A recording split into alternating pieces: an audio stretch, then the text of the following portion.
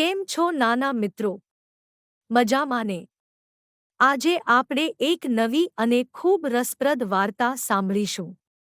તો ચાલો જલ્દી તૈયાર થઈ જાઓ. એક ગાઢ જંગલમાં એક મોટો અને ભોળો હાથી રહેતો હતો. તેનું નામ ગજુ હતું. ગજુ આખા જંગલમાં પોતાની તાકાત માટે જાણીતો હતો, પરંતુ તે મનનો સાવ ભોળો હતો.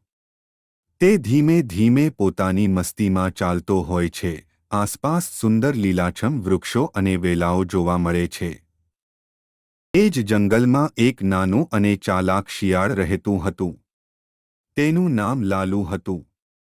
લાલુ પોતાની ચાલાકીથી બધા પ્રાણીઓને મૂર્ખ બનાવવામાં હોશિયાર હતો. તે એક ઝાડી પાછળથી ગજુને જોવે છે અને વિચારે છે કે આ ભોળા હાથીને કેવી રીતે હેતરવો. લાલુ દોડતું ગજુ પાસે જાય છે અને કહે છે, "ઓ મોટા અને શક્તિશાળી હાથી ગજુ! જંગલના રાજા સિંહ બીમાર છે અને તેમણે તમને તાત્કાલિક બોલાવ્યા છે." ગજુ લાલુની વાત માની લે છે કારણ કે તે ખૂબ જ ભોળો હોય છે.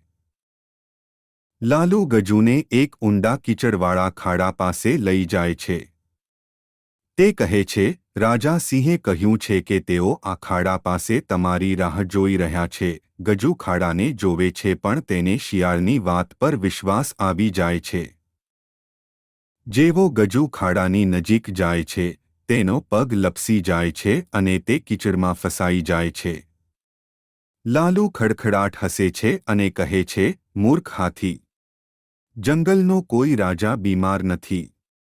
મેં તો તને મૂર્ખ બનાવ્યો." ગજુને પોતાની ભૂલ સમજાય છે અને તે દુઃખી થાય છે. થોડીવાર પછી બીજા પ્રાણીઓ ગજુને કીચડમાં ફસાયેલો જુએ છે.